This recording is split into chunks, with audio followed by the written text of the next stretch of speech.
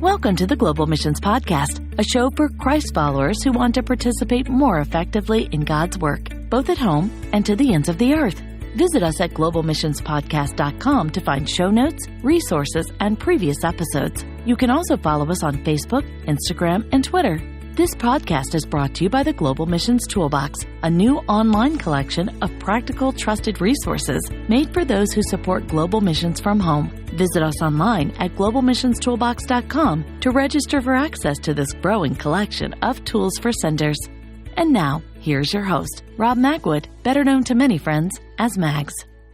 Hi, everyone, and welcome to this episode of the Global Missions Podcast. I'm here with our co-host, Maddie DeSmit. Hi, Maddie. Hello. We said just before we started recording that this is a special episode. Why is that? Well, this, if you can believe it, is already our last recording of Season 7. So we're wrapping up this season with a lot of great interviews underway, and we're just feeling very thankful about that. Yeah, and we thought we'd just have this quick team time. We've actually asked Steve, our producer, to be on the line too. You're there, Steve? I am. Hi, everybody. We started this program way back in 2015. May 25th, 2015 was our first episode posting. And since that, we've posted more than 180 episodes, and it's been downloaded. The podcast has been downloaded more than 250,000 times. And so we're very thankful. Thank you to everyone who's been part of this, including the team here. Yeah, that's amazing. It's wonderful just to think of how far this has come and to know there are so many people out there enjoying these episodes. So we're thankful. We do want to say as well that although this season is wrapping up just in time for the summer, we do have encore episodes being posted throughout the months of July and August. So what that means is we'll be representing some of our favorite episodes over the summer. So we hope you take time to enjoy those as well.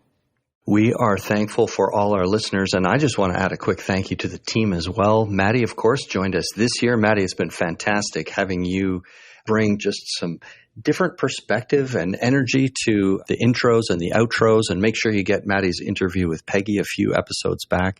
And I just want to shout out also to Steve, who's behind the scenes helping our guests prepare, doing the recording, and then coordinating the post-production as well, faithfully behind the scenes. So big thank you to you guys. And this summer again, Steve, we're going to do a listener survey. Why do we do this every year? Yes, we'd really like to hear from you, our listeners. We'd like to hear what you're appreciating about the podcast and how we could improve the podcast. Also, what themes and topics that you'd like to hear about on the program. And also, it's a really good opportunity for you to suggest guests that we may consider interviewing on the podcast. Let us know if you have ideas for guests. Yes, so you guys can find a link in the show notes to our listener survey for this summer. It's a 15-question survey, so we hope it shouldn't take you too long to fill out, but that it will give you a good opportunity to provide some of your feedback on the show. So make sure you take time to find that. We'll be taking in all your suggestions for consideration as we plan this summer. And we'll get to that in just a minute. Before we talk about next year, though, we do want to say one more thank you, and that's to our advisory group. There are 4 mission agencies, all like-minded organizations, who help make this program possible. They are Crossworld, Interserve, Team, or the Evangelical Alliance Mission, and Send International. We're going to include those organizations and their websites also in today's show notes in case you'd like to stop by and just visit these sponsor organizations who help make this happen. Maddie, we're not finished with Season 7. We believe there's still value ahead, and I know you're planning for Season 8. What do you have in mind for the fall? Some exciting things we are planning and dreaming for, the most important of which is we are thinking through how we can create an online community through the Global Missions Toolbox for missions-minded church leaders and church members, including, of course, our podcast listeners. So keep an eye out for that this fall. We would love to create an opportunity for senders to partner together as we support global missions from home. Yeah, it's really part of our desire to hear more and more of the voice of the church. and a different opportunity for you to pose questions, interact with maybe some live guests instead of just listening to recordings and things like that. So Maddie's hard at work thinking that through, and we look forward to sharing more about that with you as the summer goes on. With a big thank you as we look back, we still have one interview left. Today we're going to be talking with Jaime Saint about engaging in a healthy way with the indigenous church. So what we mean by that is, how do we help without hurting, to use that phrase in the popular title? How do we help the indigenous church that is already local on the mission field? What's our posture as expatriate missionaries? Here's our conversation with Jaime. Our guest today on the Global Missions Podcast is Jaime Saint, who was born into a family with a heritage in missions. He may share a little bit more about that during our conversation today. And Jaime today serves as the Executive Director of ITEC, an organization we will definitely talk about today. Jaime and his team have a passion to train Christ followers around the world with skills to help meet felt needs as door openers to share the gospel. If you've listened to this podcast before and you know this program, you know that part of our desire is to encourage a healthy engagement with unreached peoples around the world and to equip Christ followers around the world, including us here in North America, to really help in useful, healthy ways. Jaime, welcome to the program. Thank you so much. Great to be here. Well, I want to begin with a question that just drives us right in, Jaime. Why is it important that missions committees and local churches in Western countries think about equipping indigenous churches in non-Western locations? I think it really goes back to what is missions. Oftentimes in sports, when things are not going right, you have to get back to the fundamentals. You have to get back to the very simplest things. And so when we look at the Great Commission, what is the mission that God has said, please do this with me? We go to Matthew 28, and Matthew 28, 18 to 20 essentially says, go and make disciples. And then we bring in 2 Timothy 2:2, where Paul is telling Timothy, the things which you have learned of me among many witnesses, the same commit to faithful men who will be able to teach others also. And so we see 4 generations of disciples in that: Paul, Timothy, faithful, and others.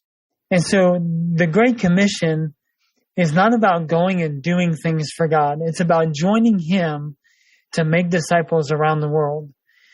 There are 3 billion people today or more that have never heard the name of Jesus. That is the goal. That is the mission. That is why we are here on this planet. Well, it's a great call for us to return to the essentials, as you said, the bedrock foundations, and really looking forward to exploring, in this case, through a particular company that God has raised up. We use that term for agencies on this program. And we're looking forward to learning together with Jaime some clear principles that would help guide us in a healthy journey toward helping. Jaime, would you tell us a little bit about your own mission journey, just to get to know you a little bit? How did you become passionate about equipping believers around the world? So I've been involved in church my entire life, but so often, we go to church on Sunday, we leave. After I graduated from the University of Florida, I went into the business world. I loved it. I enjoyed it deeply. And I said, God, I will go anywhere you want me to go, and I will do anything you want me to do except work at ITEC. And you'll find out later that that's where I work today and have been now for 12 years. And once you see and catch the heartbeat of God that is for His children, those that know Him, those that don't yet know Him, then how can you do anything other than to join God where He's working? It was something that a couple years after making that statement about that line in the sand, I said, all right, Lord, you write my story any way that you want to write it, and show me enough so that I can be obedient to the next step that you've called me to. And it was not very long after that I actually joined ITEC for the first time for a year and a half. when the movie End of the Spear came out. And I traveled to promote the movie, to speak to churches and to different conferences, and then went back into the business world. And then the Lord made it very clear in 2010 that ITEC is where He wanted me to be. And that was 2 years before my dad had a major spinal cord injury. And at that point in time, then I stepped into a lot of the roles that my dad, the founder, had been filling up until that time. So 12 years now, you've been this season. There was a season previous, but it's a 12-year time frame now that you've been there. Right. Yep. I did ask this before. I wasn't sure what ITEC stood for, but tell our audience, what does ITEC stand for? ITEC stands for the Indigenous Peoples Technology and Education Center. So it's an education center. And how did it come about? Where did it come from? Many people have probably heard the story of End of the Spear or Jungle Pilot or Through Gates of Splendor. My grandfather, Nate, was a missionary pilot. He and four of his friends, Jim Elliott, Roger Udarian, Pete Fleming, and Ed McCauley, attempted in the 1950s to reach a group of previously savage Indians known as the Alkas, but they call themselves Waodani. And all five of the men, after the first friendly contact in recorded history, were killed. 2 years after that, because when God writes a story, the story is not all written in one chapter. The next chapter began 2 years later when my great aunt Rachel and Elizabeth Elliott were invited in to live with the tribe. And then 2 years after that, my dad went in for the first time as a boy of about 9 years old. If we fast forward all the way to 1994, Aunt Rachel had been living with the tribe. Elizabeth left after 2 years. My great aunt Rachel was with Wycliffe Bible translators and along with a team developed a written language and then along with another team, translated the New Testament into Wautadido. Well, in 1994, she died and was buried out in Tonyampade, where she had lived the last years of her life out with the tribe.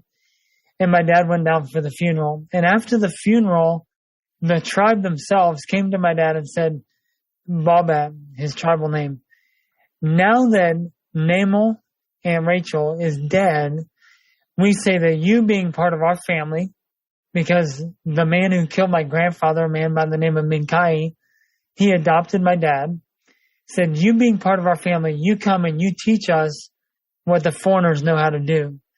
They said foreigners are always coming and they take care of our medical problems. They take care of our dental problems. They even will fly us in an emergency from one place to another place. But they said there are two problems. Number one, they only come when it's convenient for them, not when we have a problem. And problem number two, when they come, they can only meet a physical need, but our people have a bigger need. They have a spiritual need.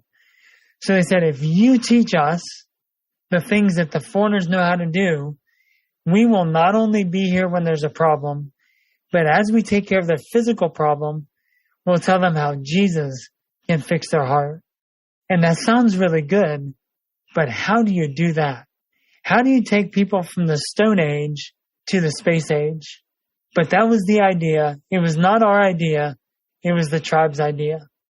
Well, it's remarkable to hear how they discerned where they could, I think, if I can say, they were able to do more than we as guests or outsiders sometimes understood. Well, it actually was not being able to do more, but it was being able to be available and to be there and to know the language. Because it doesn't matter if people die with good teeth or bad teeth, whether they die with a medical problem or of old age or some other reason, it does matter where they go when they die. And that's where they understood that foreigners would never be able to completely meet the need. But more importantly, while foreigners are much more highly trained, a doctor or a dentist are more trained than what we can do to a layperson today. But it's not about fixing everything. It is about sharing the gospel from a position of credibility. The Waodani knew that, and it was their idea. Well, super helpful illustration. based on experience that's personal to your family, to your father, and now to you. Great springboard. Now we're forward to 2022. What does ITEC do? ITEC exists to equip indigenous Christ followers for meaningful participation in the Great Commission. With the 3 billion people around the world that have never heard the name of Jesus, the greatest force that we have is the indigenous church. They know the language, they know the culture, they fit in, because even a community that's next door that is unreached, they look like them, they sound like them, they know how to live with them and around them. But a lot of times in the more difficult areas where persecution is rampant and people don't want to hear the name of Jesus, you need a door opener. You need a reason to be in a community, and that's what ITEC does. So we equip the indigenous Christ followers, but in order to equip them, we really do 3 things. We develop, and that means developing tools and training systems, taking technology from the developed world and changing it for the context of the developing world. It used to be called first world and third world, developed world, and developing world. And then we use those tools and the training systems to then train indigenous Christ followers, mature believers, those maybe pastors or church leaders around the world, with the skills necessary to meet a felt need. That's a need that people feel in their community as a door opener to share the gospel. And then 3, we equip. So we equip others to do the same, both domestically and around the world. Well, it's a great, clear vision that honors the body of Christ, which is part of the theme of our program always, and applies the capacity of one area, lifting the capacity of another. You know, sometimes there's been criticism even, or at least concerns raised about how we in the Western Church have gone about missions, Jaime. I wonder whether you could share with us, some of the experience that you've seen where we have equipped well, we've done a good job, so that we start to learn from the positive examples here. Yeah, absolutely. When I was a teenager, our church, including my dad, he was our youth leader at the time, we went down to the Bahamas to help a church build a building. Now, I had never put a block on top of another block before, other than maybe with Legos, nor had any of the teens that were with us. But yeah, we were building a building, and while we were doing that, there were people from the Bahamas that were sitting there watching us. And I've heard stories of friends, building a Western-style latrine in another country, when foreigners who are, number one, they don't need a Western-style latrine. Squatty potties work really well, and nobody stays in there too long. But you have people that need jobs that are sitting there watching doctors, lawyers, professionals from the U.S. do things that they don't do at home. And so that raised questions and concerns, but we just figured, well, that's what missions is. Missions is about going and doing something, and then the test is how good we feel about what we did. But Ezekiel says that shepherding is for the benefit of the sheep, not the shepherds. And so by living with the Waodani in 1995 and 96, until we saw that they were becoming dependent on our family and we had to leave, we saw missions from the receiver's point of view. And so these going and doing things for people that can and should do them for themselves, that's really not missions. That's not what Jesus told us to do in the Great Commission. He said, go and make disciples. I mean, there's so many more examples of going and building a building where there are people that are there that are more qualified and know how buildings should be built in that area than North Americans traveling around the world. But I can say that all day, but there's a series called The Missions Dilemma where we went around the world and we asked people who had been having missions done to them, and we asked them, what would you have to say to the North American church regarding missions? And it was eye-opening. And it's called the missions dilemma because it created a huge dilemma where people became almost paralyzed. And they said, well, we don't want to do any of the things that these people have now told us. And so what do we do? But missions is not about doing. It's about finding where God is working and joining him in his work. And we, of course, do that. And, I'm sure we'll get to how we go about doing that, what it actually looks like practically on the ground. But it's not about doing good things for God. It's about joining him where he's at work around the world. Well, I appreciate you just mentioning how we've learned from if I could say, the recipients. We've sent message bearers there with good intentions. Now we've got a feedback loop to learn from. And that seems to have an appropriate humility to it. Yeah, looking forward to hearing more about that through the research. And this is a good opportunity for me to just mention again to our listeners, we do take show notes during this program presentation, and you can find that on the website at globalmissionspodcast.com. We will include the resource that Jaime has mentioned there, the Missions Dilemma, which is now available online to really stir in a healthy way our thinking. Are we helping? Well, I'll go to the book title, Helping Without Hurting. But also, Jaime, like you said, we don't want to paralyze people, right? We don't want everything to stop. That's right. We don't, because there are still over 3 billion people who have never heard. The mission is still today. And you mentioned the Missions Dilemma. That really came about after my dad wrote The Great Omission from our experience living with the Waodani. And that was the first book that came out that began talking about, okay, how can we help without hurting? Brian Fickard, the co-author of When Helping Hurts, Robert Lufton, Toxic Charity and Charity Detox, great books. But the first book that came out was The Great Omission. Very easy read, a lot of examples. In fact, our own team here at ITEC, we just went through as a team The Great Omission again, just because that is the heartbeat of ITEC. That's why we do what we do. And it's about going around and again, getting involved, but doing it in a way that actually multiplies, because the Great Commission is a multiplication plan or strategy, not about addition. Right. Well, I wonder whether you can share with us a little bit of encouragement here, Jaime. Where have you seen this done well, where you've seen a church that from the West or some type of community, it might have been an agency too, but especially from a church where they have understood this and it really has been done with the right approach, the honoring, the listening. What does it look like? We've actually worked with a lot of churches, and now there are multiple organizations that are focused on training rather than on doing. One particular church is in Augusta. We've been working with them now for about 3 years, and we're planning a trip over to where they have a relationship in South Asia to do a mechanical and a medical training, not doing a medical camp. And a lot of times that's all you can do, a medical or dental camp.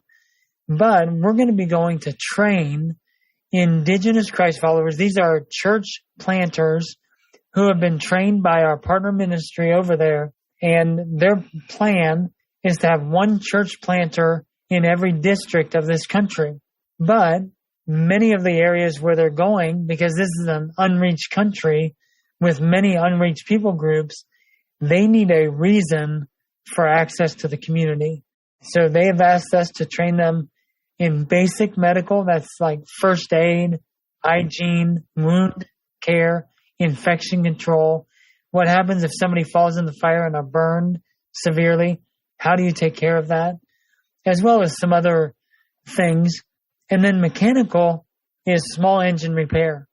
That's taking apart an engine all the way down to the pistons and the rings, the valves, knowing how an engine works, so that should an engine like a motorbike that is either the transportation for that church planter or is somebody in their community that uses that for a taxi. And in many places, in fact, most places around the world where they use motorbikes for taxis, they don't have a paycheck coming in 2 weeks. What they make today feeds their family today. And so by teaching Christ followers how to fix motorbikes, when somebody in their community has a motorbike that they use for an income is broken down, and now the Christ follower is able to help them fix that, that may give them 1 or 2 hours together, or maybe even more, and great credibility through which they have the opportunity to share the gospel. So those are just a couple examples. I could go into many, many other examples, places that we've been this year, but I think that gives you a little bit of a taste. It does. But let me go just one further and say, what are some of the other skills? Jaime, there are people listening to this podcast I know who don't probably think of themselves as long-term goers. It's very unlikely that they're going to move someplace, learn a culture, learn the language, which takes many months or even years. However, they might have a skill that could be woven in helpfully when there's a credible indigenous Christ follower, as you've said, that could take the gospel if they were equipped with that skill. What are some of the other skills, just for instance? Yep. So I've mentioned the medical and the mechanical. We do a dental training, which is typically extractions, how to extract teeth safely. And that is where there are not dentists. I think in Africa, there's approximately 1 dentist for every 1 million people. That's not very much. And so most people don't have access to that. So in those cases, extractions are the biggest need. We also have a film training. Everybody, I think it's 83.96% of the world's population has a smartphone. So utilizing their smartphone to be able to share people's stories in a 3 to 5 minute documentary style that can be uploaded to social media or dispensed in other areas through their community from people's lives who have been changed by the gospel in that culture's own hard language, so people can understand what's being said is not from somewhere else. It's from somebody that lives with them, who has been through the same things that they've been through, but now they live with love, with hope, with peace, with joy, and that is what the world is looking for. And the only true source of all of those things is Christ. We also then do an optometry training, which is a glasses program, not taking used glasses, but brand new glasses. And then we also have a farm training. And the farm training is one where most of the people that we train are farmers, and teaching them conservation agriculture, which we've partnered with ministries like Foundations for Farming, which used to be called Farming God's Way, and ECHO down in Fort Myers, and other organizations, to be able to teach farming, but not just farming. We also teach stewardship using the Crown African Money Map. The reason that we do that is because when people use this farming technique, they experience an exponential increase in yield. And when they do that, some of these people have had literal money for the first time in their lives, and they don't know what to do with it. And money, as you know, can get people in trouble pretty quickly, especially when they don't know how to handle it. So we're not just going and teaching farming, we're teaching stewardship along with the farming. So those are 6 ways that we train. We also do have a UAV, or a drone training for autonomous delivery of resources, whether those are medical or biblical, long distance, autonomously. So those are just a few of the things that we're doing today, but there's many more where we may not do them, but other people are doing them. Sewing is one. We're a partner ministry. They do a lot of sewing training. But ITEC focuses on those 6: medical, mechanical, dental, optometry, film, and farming. Well, it's an excellent sampling that will perhaps pique the interest of some of our listeners. It may be that the skills and experience and expertise that the Lord has entrusted to you could be useful on a short or maybe medium term to equip other Christ followers. Very helpful, Jaime. In a minute, we're going to ask Jaime to really share how missions committees can step toward this. He's got 5 principles that help guide this whole process or thinking about it in a healthy way, before we get to that part of our conversation, we'd like to share with you this missions resource that we hope will be helpful to you and your church. Are you planning to lead or participate in a short-term mission trip? The Standards of Excellence in Short-Term Mission can help your church ensure that your mission is effective, of high quality, and beneficial to everyone involved. You can learn more about the 7 standards right here on the podcast. Check out episodes 68 to 71 for our mini-series called How to Do Short-Term Missions with Excellence. You can also listen to episode 155 called Re-engaging Short-Term Missions After a Pandemic Pause. Visit SOE.org to learn more. And now, back to today's conversation. We're back with Jaime Saint, the Executive Director of ITEC, an organization whose pursuit and passion is to help Christ followers understand that God has gifted every believer to participate in the Great Commission. And so far in this episode, we've talked about how it's important that Western believers help equip indigenous Christ followers in the non-Western world and not do everything, but to really pass it on to very able, near culture message bearers. Jaime, we've talked about 5 principles. I'd like to get to that now, please. Would you give us a scan of these 5 principles that undergird the process? Yes. First, let me say that these principles were derived from people from ITEC, but also people that we work with both in the U.S. and around the world who are involved in training mature Christ followers. So principle number 1 is very simple, but it's probably the most difficult. It's learn to listen. When we go overseas, before we leave the typical mission trip, we have an agenda for every minute of every day. This is what we're going to do. When somebody says, hey, I'm going on a mission trip, will you help to support me? And the question that they ask, what will you be doing? And man, we just need to learn to listen. I've been married for almost 25 years, and my wife will sometimes come to me with an issue and say, this is a problem that I'm having, and she'll go into it. And being a man, being a fixer, I'm thinking like, okay, here's the 3-step plan to solve that problem. And she's told me, and now I've gotten a little bit better, but she says, I don't need you to solve the problem. I just need you to listen. In the Missions Dilemma, Oscar Murillo, a pastor from Kenya, he says, look, please don't come and fix us. We've been fixed so many times. We're a real mess now. Come, what we need is we need you to come and just give us a shoulder to cry on. Don't talk, because as soon as you talk, coming from a dominant culture, the conversation is over. He said, just come and listen. And so in real estate, the 3 rules of real estate are location, location, location. I would submit 3 of the first rules of missions are listen, listen, and listen. Wow, that is so good. And it's infused with the humility, right? That we don't know it all, but it will take a pause for us because we tend in the West to be fixers. And a lot of what we're encultured to think, like we want strategic plans that we can execute. And I think it can be very helpful to have goals, but we're really just pausing here, right? It doesn't mean we don't need to have goals or even to set out mutually agreed upon objectives. But first, listen, listen, listen. I like the way you said that, Jaime. That's really good. So let's say first principle we've got, we're listening now. What's next? So when we learn to listen, we will get the second principle, which is understand the need. So often we from the West, as you mentioned, we like to fix things.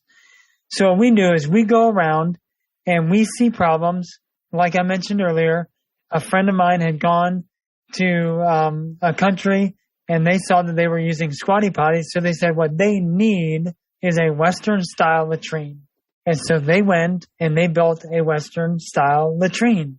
And if you were to go into that Western style latrine today, you would see boot prints, shoe prints, and footprints on the seat of that Western style latrine. Why? Because they don't sit, they squat. And it works just fine. If you do a search for squatty potty, There's a great commercial for a squatty potty that you can buy in the U.S. and in Canada that you still use a Western style latrine, but it works well. And so we need to understand the need from their point of view, not what we see, because they will perceive the real needs of a community where we perceive the needs from our own lens, from our own culture, even though we're seeing the need in where they live. This is just so important to hear again, because, everyone that we've spoken about in going out in short-term missions, they've gone with good intentions, right? They didn't mean to go and interfere or provide something that wasn't helpful. It was all good intentions. Absolutely. It just wasn't informed. Right. People do have good intentions, but the test of missions is not your intentions or how good you feel about it. It's, does this accomplish what Jesus put us on this planet to do? And if it doesn't, then why are we doing it? And we are not proponents to say that missionaries, long-term missionaries, should not go. That's not it. There are places where that is still needed. However, we in the West like to go and do projects, and most of the projects that we do are in countries that are considered to be reached. And it's not about the need that they have, it's about the need that we think they have. Well, if I can tuck this in, we need to get to the other principles too, but if you're a donor and you're listening to this, would you also please consider what's being said here? Because sometimes we have observed in our company that it's donors with their expectations that will sometimes drive this, because we ask, well, if I give to this, what will you get done? And so it's part of both the goer and the sender that can contribute to this. And that will really take faith and trust that God will lead as we listen well and as we understand the need. Then we have a chance to consider even more helpfully, probably, what we support and which projects we will pursue, as opposed to driving even through our donors' lens as to what they think we should be accomplishing. Yeah, a lot of times investors, they want a very fast return on investment when it comes to missions, but they have the ability to make a lot of money because they're looking at the long term, not the short term. And so the encouragement should be, this is a long-term strategy. It's going to cost more and it's going to take more time, but it is going to multiply the impact of the Great Commission going out. Really important to have that medium and long-term view, not just the short term. So, Jaime, we have learned to listen, understand the need. What's the third principle? Number 3 is build on what they have. They need to own it from the very beginning. Now, anytime we're going to a country, somebody tells me who has been there, they say they have no money. Well, that is not true, because I mentioned before, almost 84% of the world's population, they have a smartphone. And there's no cell phone companies that give away minutes and data for free. Even in places where there's no cell signal, I've seen people whip out their smartphone to take pictures. So it's not that they don't have resources. They have time, they have money, they have knowledge of the area. So what we need to do is we need to come alongside them and say, how can you participate in this? Because if they don't participate, we own it. Down in the jungles of Ecuador, well-intentioned people with great hearts went to build a church for the Waodani, and the Waodani didn't use it. And there are still groups that go to this day who go down to paint that building. Sometimes multiple groups in one summer will go and paint that building. Why? Because 5 missionaries died back in 1956, and they want a really cool story to tell when they get home. But the Waodani don't use that church. And we said, well, why aren't you using that church? They said, well, we didn't build it. There was Westerners came and they built it. And we don't know how to make that mud. Then it's really, you play with the mud and then the mud hardens. And you can't do anything. You can't put a hole in it. We don't have that kind of mud, and that's talking about concrete. And so the materials that were used were not something that they can get in the jungles, and they didn't participate, so it was not their church. It was the Westerners' church. And so they need to have ownership. Now, they can't afford necessarily to pay for everything, but they can participate. They need to have skin in the game. When we go overseas, long before we go, we have them, any disposable goods, we have them resource them in country so that expendable things like gauze or face masks or anesthesia, syringes and needles for, say, our dental training, they need to have a supply chain because all of our trainings are designed to be self-sustaining. They need to have ownership. They need to plan where we're going to stay. And sometimes that's on the floor of the church. What we're going to eat, is it going to be safe for us to eat? Where is the water coming from? We need safe drinking water. Those types of things are in-country transportation. They need to plan that. Oftentimes, we're saying, okay, well, which of these things, how much of this can you afford as the trainees or as the church to provide? Because if they provide that, and with our toolkits, they need to pay something for our toolkits. But sometimes our toolkits are $600 or $800, and they may pay $25 or $50 US. But to them, that's reasonable and it's doable, but it still is maybe the right term is not sacrifice, but they have to be very intentional to do that. And so that creates value, and it brings accountability as well, because there's value in the training and there's value in the tools. And so they'll continue to use them. It makes really good sense. And again, good intentions to either provide something entirely for free, which may not give the perception of value, or to use materials like the mud, great illustration, well-intentioned. Let's instead build on what they have there. The fourth principle then, Jamie. Well, after we've learned to listen in order to understand the need, and then we build on what they have, number 4 is go and train. Not go and do, but go and train. What do they need? Because remember, it's the need from their point of view, because we've learned how to be good listeners. We understand their need from their perspective. And so we train them on how to meet that need. Now, it may not be something that ITEC does, but we may have a partner that does do that. And so then we get with that partner and we say, hey, this is what their need is. Can you work with them in order to train them to meet that need? So I could give you so many stories. One ministry that we partnered with in West Africa now for a number of years, we went over to do a mechanical training. We had previously done a film training, a dental training, and an optometry training. And so we went recently and did a mechanical training. And they said, Jamie, we are using every one of these resources. They're being used among reached and unreached people groups. We're now using them in multiple different countries in West Africa. They said, what other tools do you have? So, well, we still have medical and we have farming.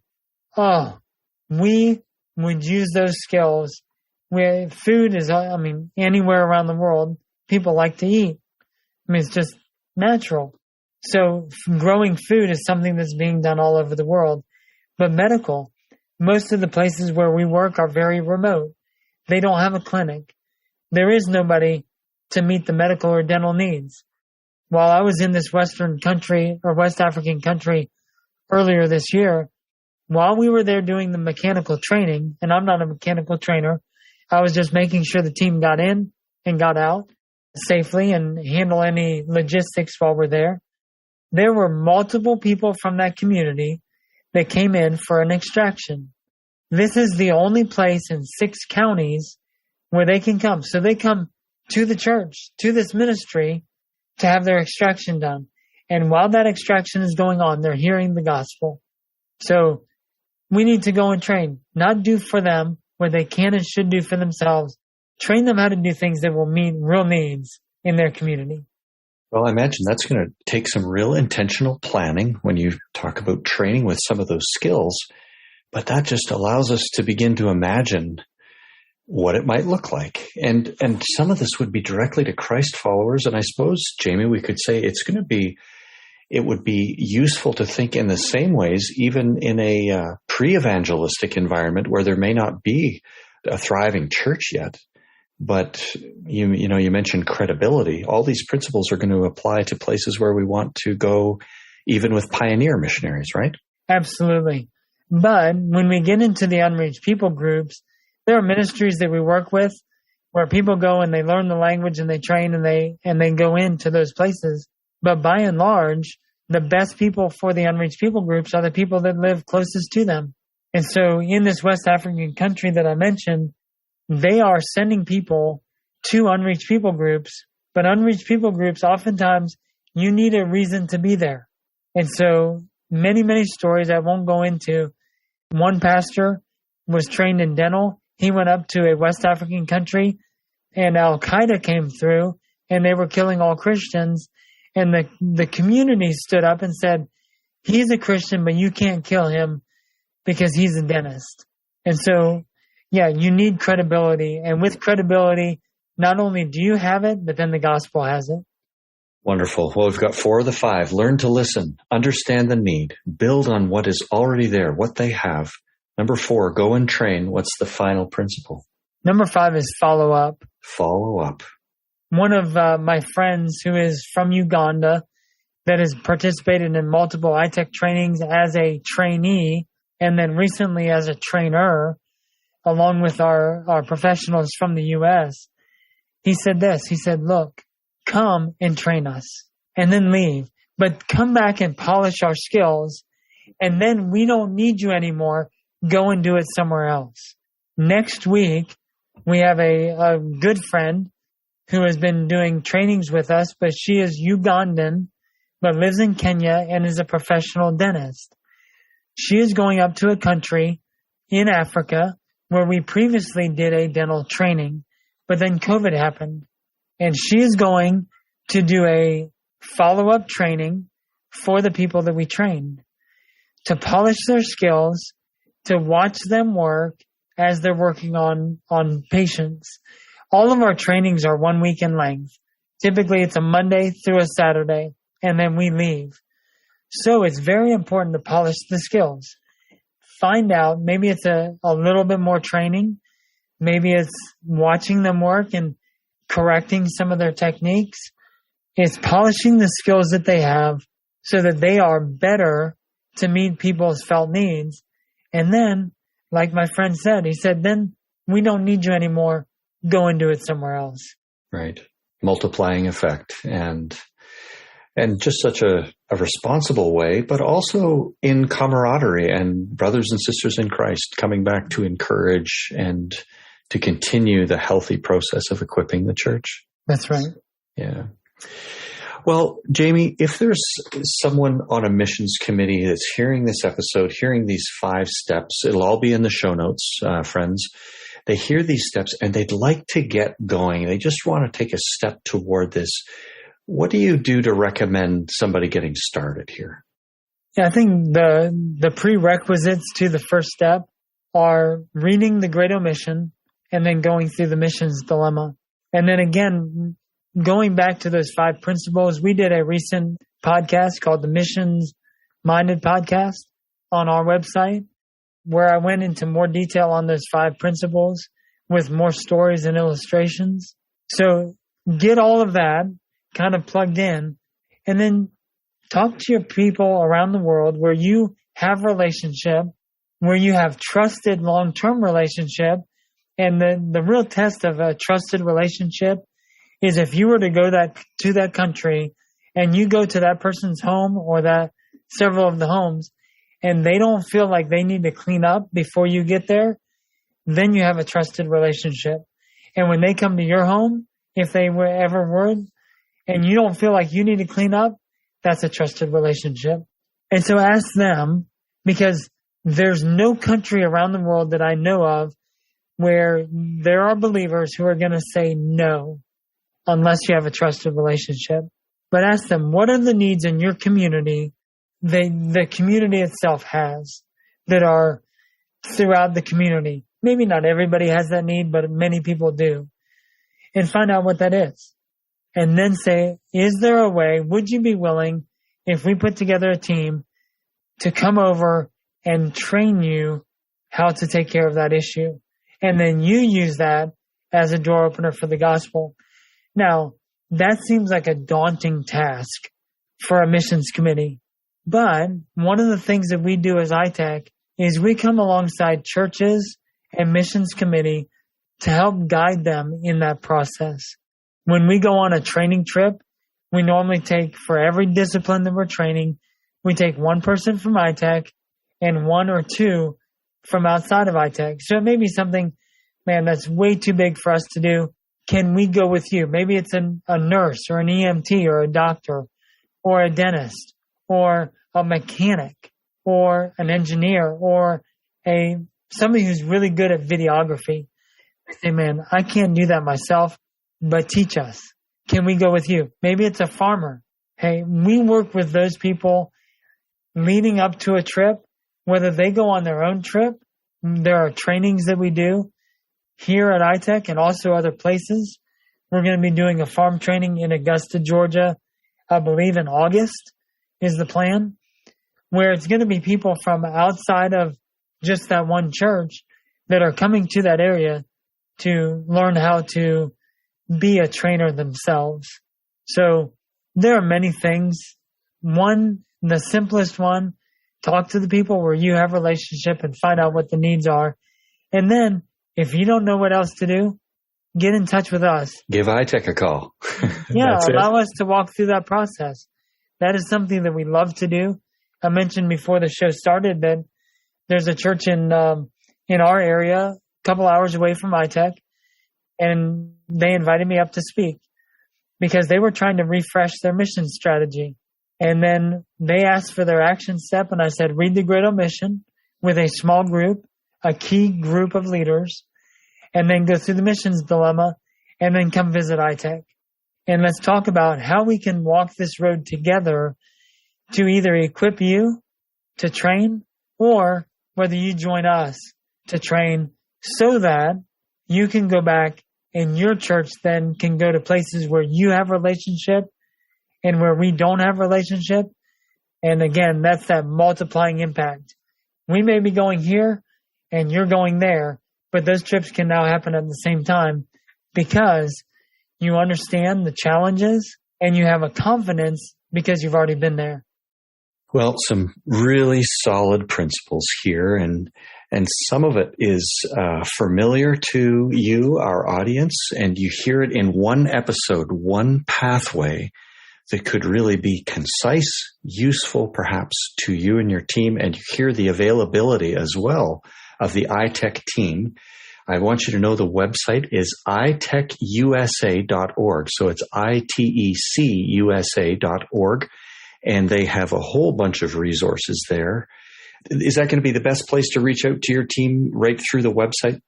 Absolutely. There's a contact form there, and that comes to several of our key members of our team, and they get it to the right person. Super. I like to finish with the question is a bit typical, Jaime. I ask many of our guests this question. If you were standing in front of a missions committee and the pastor together, they want to do a really good job of global missions from their local church, and you have the opportunity to address them today, what would you like to say to them? Don't go it alone. Ask for help. God has not asked the church to know everything right at the beginning of how to do missions well, but it is the church's responsibility. The church has a responsibility, and the church being the body of Christ has a responsibility to that single church, that individual church. They also have a responsibility to participate in the Great Commission. And churches want to do it well, but oftentimes they don't know where to start. And so I would say, don't do it alone. Reach out. We're not the only organization that can help you, but we are an organization that is willing to help you. We're not a huge team. We have 25 to 40 people that show up here every week, but they show up with a heart to help, to guide, to work alongside the church to accomplish the Great Commission. That's great. Well, I want to say on behalf of our listeners, thank you very much, Jaime, for joining us today and sharing some of your personal experience in the background, and especially sharing the potential and the opportunity to collaborate with experience like this, developing, training, and equipping Indigenous Christ followers. May the Lord bless you as you continue your work with ITEC. Thank you. Well, thanks for listening to another great conversation. Again, our last one of season 7. Wow. Megs, what's something from this episode that stands out to you? Well, I would use the word posture, Maddie. And what I mean by that is just what Jaime talked about, being learners. And I really think that in these days, we in the West, in North America especially, but in the Western world, need to really listen well and find our appropriate position or posture in God's mission enterprise. He is raising up believers in Indigenous churches from around the world who are capable and blessed.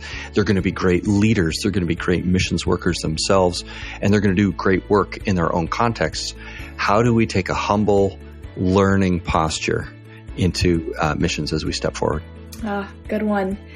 One quote that stood out to me was when Jaime was talking about how the test for missions is not whether you have good intentions in what you're doing or whether you feel good about the work that you're doing, but that it's whether you're accomplishing what Jesus has commanded us to do. And just that foundation and that standard, I think, is compelling and convicting for me and for all of us as we consider missions and how we're involved in it. Really good.